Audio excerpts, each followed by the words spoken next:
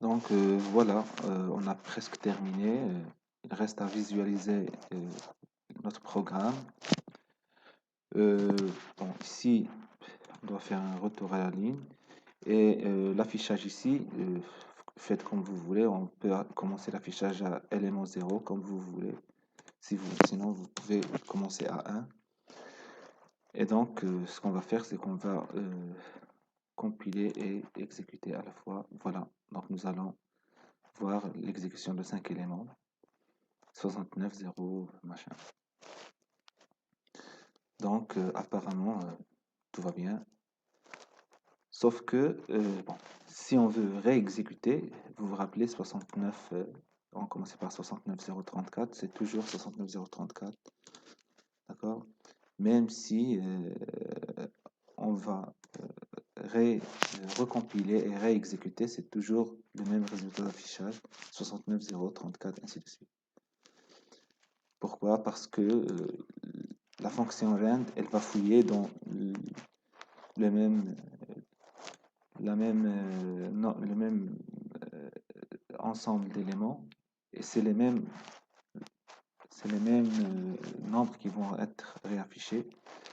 Donc pour renouveler à chaque fois l'affichage ou la génération des éléments, il suffit d'ajouter une fois dans le main un srand, d'accord, srand avec un paramètre time et nul en paramètre de time. Voilà. Bien sûr, il faut ajouter pour que ce time soit, la fonction time soit reconnue. Il faut ajouter ici un include tout simplement time.h. Time.h. Et voilà, pour cette fois, on va remarquer que ça va changer d'une exécution à une autre. Donc 89, 42, 59. Et voilà, ça change d'une exécution à l'autre. Donc on a presque fait le tour. Ce qui reste à faire, c'est de calculer la complexité de notre solution.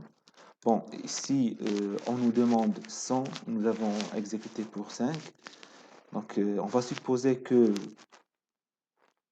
notre solution, pour cette opération, on va supposer qu'il y a, on va supposer une constante, d'accord? On va l'appeler K, d'accord? K opération. Donc, ce qui va arriver, c'est que, en fait, c'est le même travail qui se fait, qui est ici répété dans la boucle for. Et donc, la constante K, ça va être le nombre d'opérations élémentaires pour le corps de la boucle for. Et donc, ce qui va arriver, c'est pour l'exemple concret ici, nous aurons 5K opérations élémentaires. Si au lieu de 5, on va exécuter 100 itérations, ça va être 100K. Si c'est 1 million, ça va être 1 million fois K. Et donc, le nombre ici, tant qu'il ne dépend pas d'une variable n, il est toujours considéré comme une constante. Donc, constante fois constante.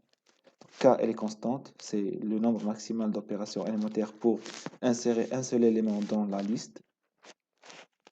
Voilà. Et donc, le K, il est constant.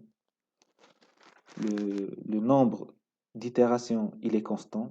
Même si ça peut aller jusqu'à, je sais pas, 1 million ou 10 millions, ça reste toujours une constante qui ne dépend pas d'un élément, d'un paramètre.